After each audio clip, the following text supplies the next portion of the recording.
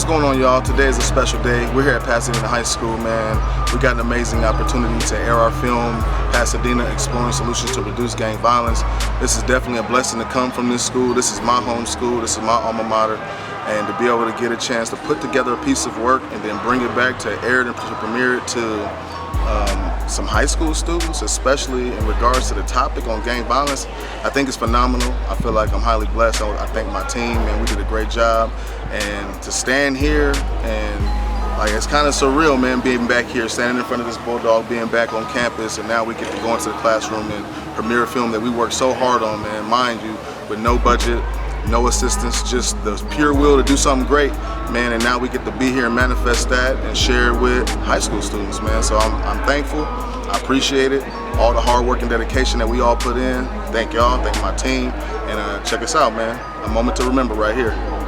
So the kids are going to be talking about, or asking the panel tomorrow about various solutions that have to do with street gangs. Right. And so a lot of their questions are going to center around after-school programs, sports programs. A couple of the kids have some really good ideas about raising money or raising taxes to build a music studio. That's dope. And so having these high school kids or these young middle school kids come into the music studio with producers and musicians who volunteer their time to make music. That's awesome. So instead of we do that. So instead of going out to the shot caller on the street and getting money from him or hanging out with moms at home, they're producing music and doing something positive. I love that. So that's a very real solution. That kept me out the streets personally. Yeah. And I got a couple students who talk about building boxing gyms. Yeah. You know, you got kids that come in if they're frustrated, they got real trainers there to come in and take their frustrations out, you know, in a sanctioned way and maybe even make a career of it. Man, first of all, I want to thank you for the opportunity to be a part of this. Thank you. Because the film is really centered around solutions. Like at the end, every person in the film gets a chance to express what they view solutions to be. And why I think that's so important is because we're hearing from people we don't often hear from. Like every time I hear like solutions and programs, it's usually coming from high education and places from, you know, well-educated people. And it's like, well, how do we connect with people who've actually been there, who've done it, who've experienced? I think it's important to hear their point of view. Absolutely. So this film does that. It has been cut down to make sure we can facilitate the classroom time. But yeah, man, this is awesome. Can you share a little bit about what happens here? Yeah, so right now you're looking at teen court. And this is an actual real courtroom. It's not a mock courtroom. We don't hear fake cases. We hear real criminal cases. So every month, students from other districts, we hear 2 criminal cases a month who get arrested for various crimes, come in here and have their case heard by a true jury of their peers, which are my students in the Law and Public Service program. The juvenile is a defendant. The parents are mandated to be here. And once the case is read, once the facts of the case are read, the students who are the jury now get to ask clarifying questions to the defendant and to the defendant's parents. Make sure you know, Mr. Sneed is here. He is the director of this documentary, which is amazing for him to be in this class here and to share this with you guys. I want to give him as much time as possible. Thank you guys. You know what? It's an honor for us to be here. I was sitting in these seats 20 years ago at PHS. As you can see, I'm a proud bulldog. And it's an honor for me to come back and give back in this way. We were greatly impacted by gang violence growing up. I know it's probably a lot crazier then than now, but I feel like it was still a story that needed to be told, and especially exploring solutions. A lot of young brothers that I grew up with are no longer here due to gang violence or jail, and even in recent times, we still have young men falling to death in the prison system behind this. So this documentary really explores solutions. So towards the end, you will see a lot of ideas. So please keep your pens out, and I'm gonna go ahead and end it right there. And we're gonna go ahead and get started because it's like really the whole period exactly. My kids know what I've done. My kids know the drugs I've done and everything, and they're more aware. Instead of trying to blindfold them to gang violence and drugs and alcohol, basically just have some kind of program that reaches out to the kids that are really going through it, or even hearing somebody sit down and talk to them or hear them out. Hey guys, thank you guys for watching the movie. I hope you guys enjoyed it. Tomorrow we're going to be back. I got a couple of my brothers from the film that will be here, so you guys can ask questions. We'll have an open dialogue and you guys can shoot your questions out. I saw you guys' assignment. I know you guys got to connect with some professionals and get some thoughts as far as solutions on how you guys are going to put together your essays. So I hope this helped. And I'll see you guys tomorrow. Man, it's day 2.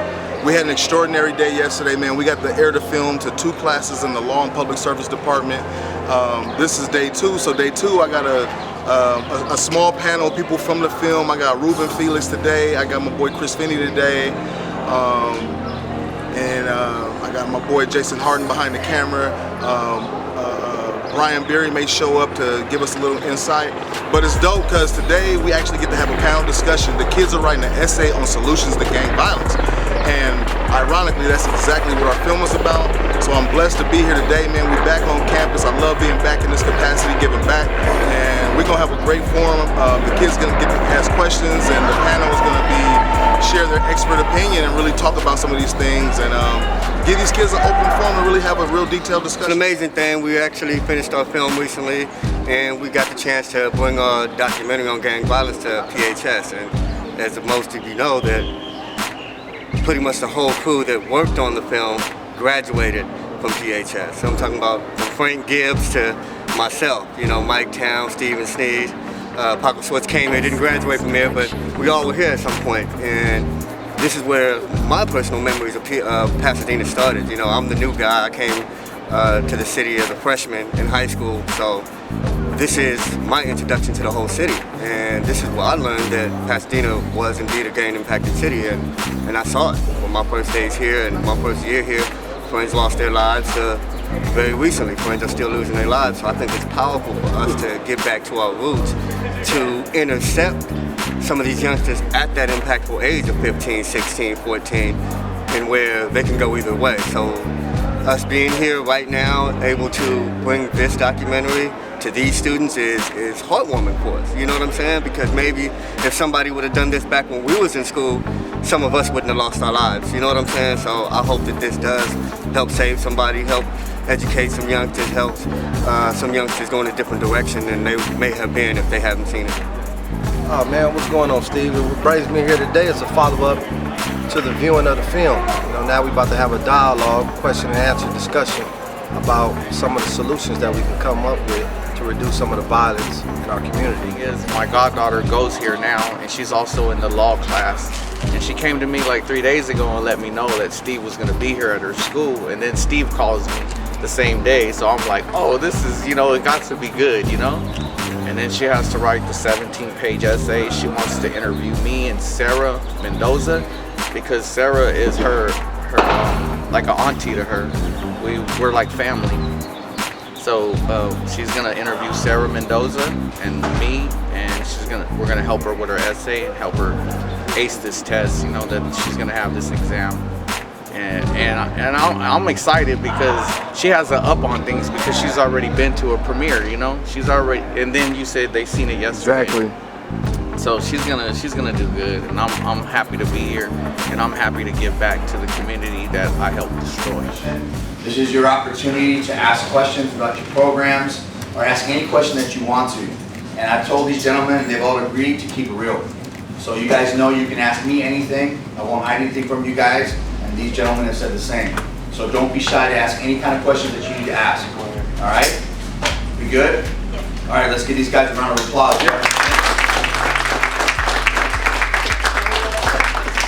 Like I started yesterday, it was an honor to be here. This is my school, so I take pride in being here. We made that film out of love because we were greatly impacted by gang violence growing up. And when we got a little older, we kind of really wanted to do something about it. And it was hard to figure out what to do. So when we decided to do this film, it came at a dark time for me because I had lost a really good employment opportunity, and I really didn't know what I was going to do from there. But in that in that position, I was creating something around gang prevention. I was doing presentations, and those presentations got me really excited to connect with the youth, to have these type of conversations. I always felt like these conversations were not really welcome in a school setting. And a lot of us have seen things, we've been a part of, and we've been in the neighborhood, we have family members who've been affected by this or impacted by this.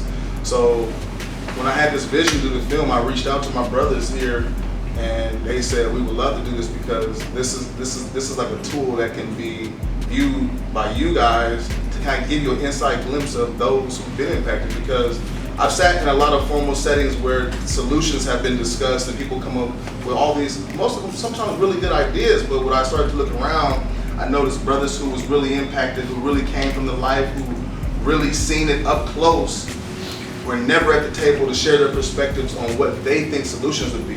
I mean, I would think you would want to do that first when you, it's like somebody trying to fix a problem without talking to you, right? It doesn't kind of add up. So now that this film is done, I definitely envision being able to bring it to an educational setting to serve as a tool. And when I heard that you guys were doing a 17-page paper on solutions to gang violence, I'm so happy and thankful that we had an opportunity to bring this film, because this film is about here. This film is not Inglewood, this is not Los Angeles. You guys are at Pasadena High School, and this film is titled Pasadena. So this is you guys. And it's ironic that we got family members of folks in here, and I heard when people were watching the film, I think in the second class, somebody was like, oh my God, that's my auntie. And then somebody else was, their stepfather was in the film. So it's a community film, although it's centered around gang violence, it's really a community film.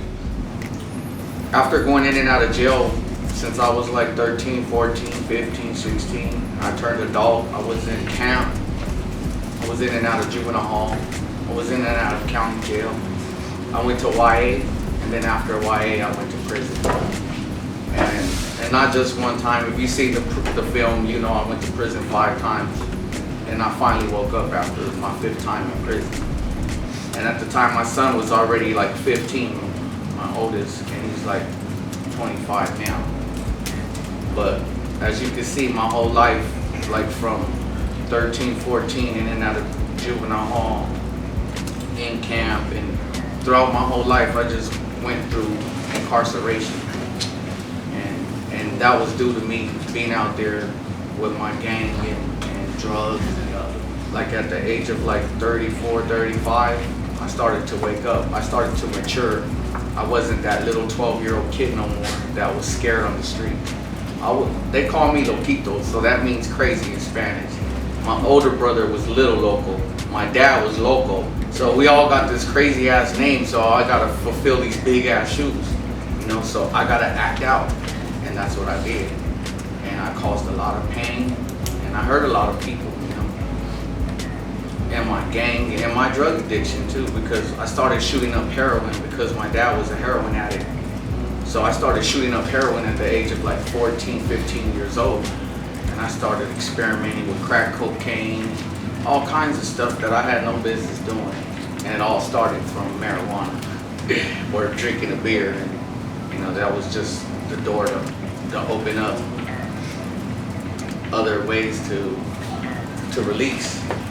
So I would get drunk or high and go do gang violence on drugs. After a long time of doing that and knowing that I was doing wrong, I finally came to this conclusion when I was incarcerated that I didn't want to be like this no more. I wanted to find out who I was, not who they call me or who they want me to be, you know? Because that's what, to me, that's what this is all about, is about finding who you are. By the time I was 10 years old, I had experienced my first time being incarcerated. And the reason why I was incarcerated at 10 is because I had done so many things prior to that the police told my mom, there's no way, we have to take him to jail. So from 7 to 8 years old, I was already demonstrating bad behaviors. And I was labeled as a bad kid. I was always told, you're bad, you're this, you're that. So I started thinking that, you know what, I'm bad. So after maybe 10, 11 years old, I started thinking to myself, this is the only way that I'll truly get attention. So I'm gonna make it my conscious decision to be the best bad person I possibly can be. Los Padrinos Juvenile Hall when I was 10 years old, which is like the 5th grade. Once I entered the juvenile hall, I was fearful, scared, but I quickly adapted. So now when I'm coming home, back to the community, I'm bringing that lifestyle from juvenile hall where all these kids from LA County is in this juvenile hall and they are really full throttle gangbanging, right? I wasn't really gangbanging, I was affiliated, associated with it a little bit, but I really wasn't full throttle. When I was about 12, 13, that's when I became full-fledged. And it was a process to that. So now I'm in and out of juvenile halls. Camp. My only memories of PHS really was when I was in Camp Kilpatrick, which is in Malibu, one of my first camp programs. I was on a basketball team. we came here in this gym right here to play basketball when I'm locked up in camp. And all I could think about was, I'm just run. But one of the coaches told me, do not do that, Chris. Do not do that. In fact, have your mom give me some money. So my mom gave me some money, went and bought some Vittles, some snacks, some Doritos, Skittles, and all this. And I was able to take some stuff back to camp. But that's my memories, because I was in probation schools around here prior to the California Youth Authority, which is another mini prison for youth. So I was raised in a system where I served almost 3 years, 8 months my first term in California Youth Authority. That didn't stop there, because once I paroled, I violated again. Now I graduated to the CDC, which is the California Department of Correction, where I served multiple terms in prison. Now, y'all, I see a lot of y'all got y'all pens. Do me a favor, write this down, 4 P's. The first P is purpose. And I'm gonna break this down for you real quick. Purpose. The second one is plan. The third P is process. And the fourth P is passion. So I give you a quick synopsis of my life, because I'm born in dysfunction. Family dysfunction, gang violence, drugs, you name it. All of that lumped up. I say that because all that time my purpose in life was live a destructive life, because I never believed that I was going to amount to anything. So while I'm doing all this in and out of jail and being incarcerated, my last term, which I was in Salinas Valley, level 4-yard prison, before I paroled, I asked myself, Chris, what is your purpose? Because I'm around a lot of people that's doing life. People around me got 88 years to life, 70 to life. And I'm amongst them with a short period of time to do. So I said, I don't want to spend the rest of my life in here. This is not my purpose. So back then, I identified my purpose was to get out and stay out and be a father to my children. That was my first purpose. That motivated me to create a plan on how this was going to look for me. Mind you, 5th grade education, basically. I never attended regular school for a short period of time when I come out here. I'm literally on vacation when I come out on the streets, because I got maybe 90 days tops of running around, making my money, hustling, doing what I'm doing before I'm going back to jail. So I never was stable. So 5th grade education, what am I going to do? Now I'm a grown-fledged man. I got to create this plan. So once I created a plan and what that looked like for me, I said, this is the process. I got to create the process. And with that process, I came up with one of my favorite quotes. The success that I love often comes from the process I hate. What that means to me is that I'm gonna have to say, the success that I love often comes from the process I hate. And what that means for me is simply that I'm gonna have to sacrifice and do things that I might not like, I might outright hate it. But these are the things that I'm gonna have to do to accomplish my success. Right off the bat, I think something that we're all concerned about is glamorizing gang activity. So I didn't want to be a part of a project that glamorized gangs or glamorized gang members, but I did want to be a part of a project that was looking for solutions. The other part that's really important to me is that there is an unawareness on a lot of people in our community that there are gangs in Pasadena. So if you go to Linda Vista, if you go to San Rafael, if you go down by the Langham, a lot of those folks have no idea about gangs, about El Sereno and Howard, about Navarro and Tremont. They don't know anything about Tip Top or Summit or the projects. They have no idea. So for me, documentary film is a communication tool that helps people to understand the reality of where they're living. So it's very important to me to be a part of an educational tool. One other quick point as well is that a lot of people don't understand the disparity in wealth in Pasadena. So again, we think about those neighborhoods that are extremely affluent, and those people are separate. I feel like there's two Pasadenas. I feel like a project like this can help us to potentially recognize that we have more in common than we realize, and to be able to get a lot of those folks to understand that there are people who have hopes, desires, and dreams, and they're being either prevented from accomplishing those or having difficulty accomplishing those just because of the color of their skin and because of where they were born. You know what? I'm gonna shift real quick. I think we got a few minutes. What are some of the solutions that you guys came up with? I want somebody bold enough to share your view on solutions, and I'll share kind of what I like as far as solution. Yes, sir.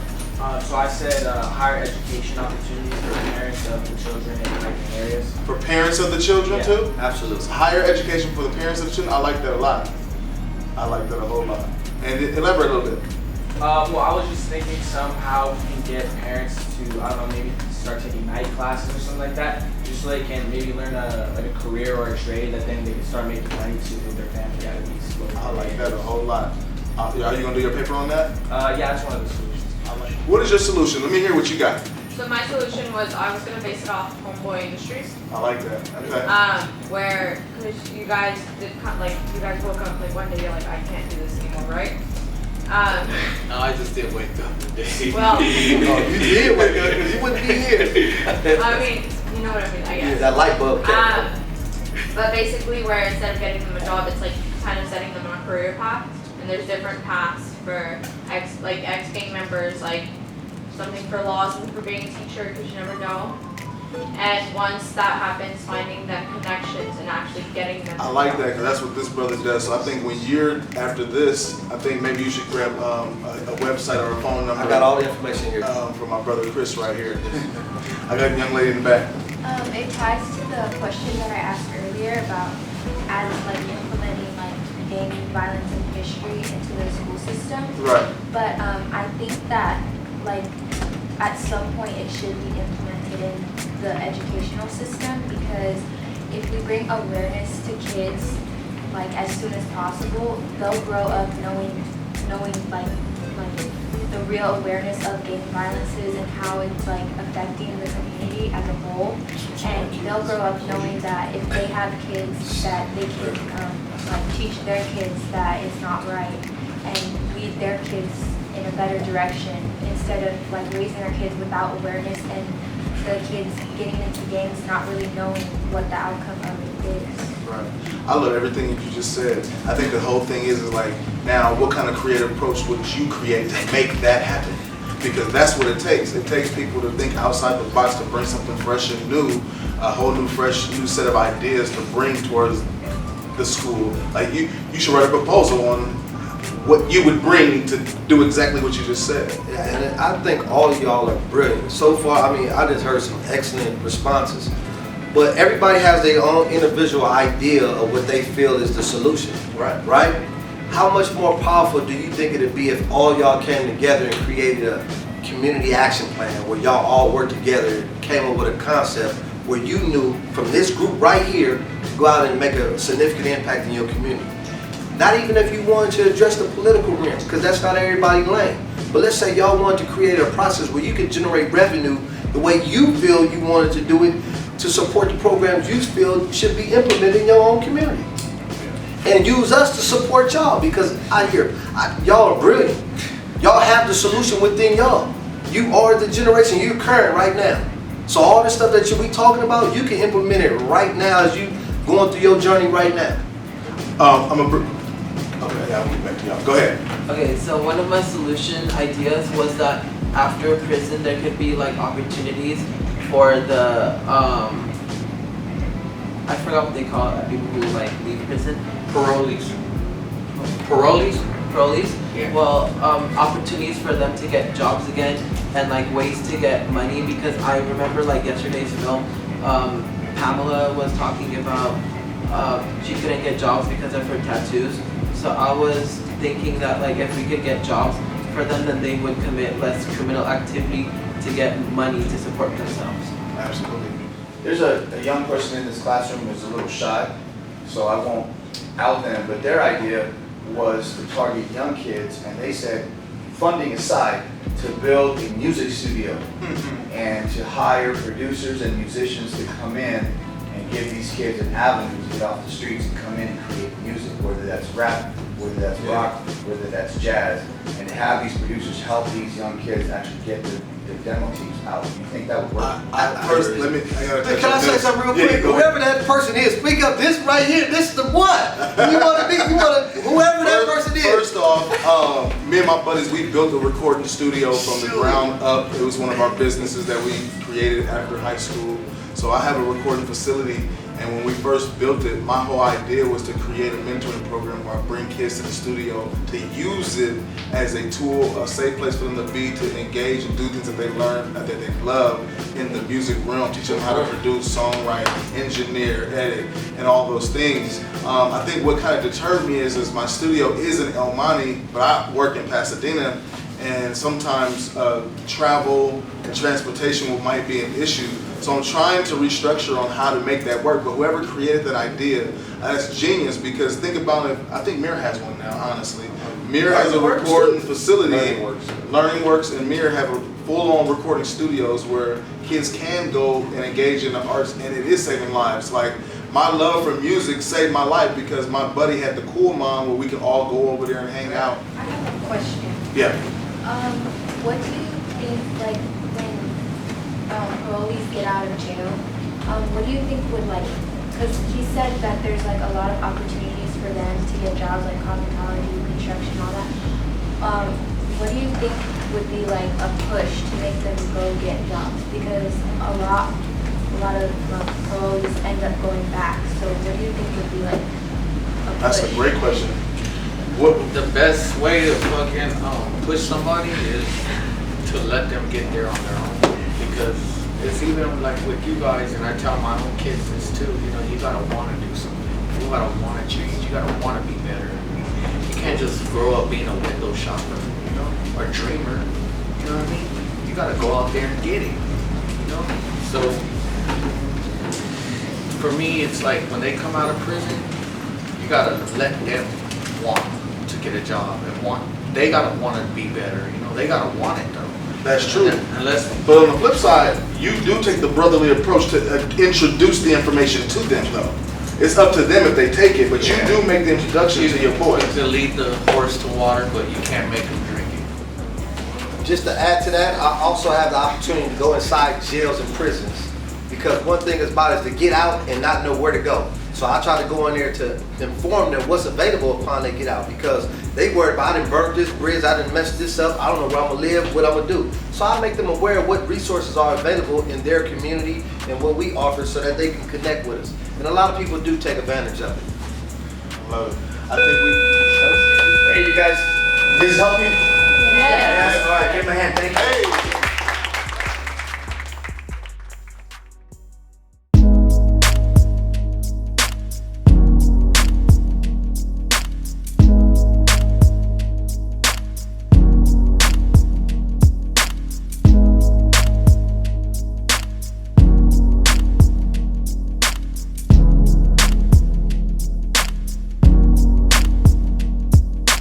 Thank you.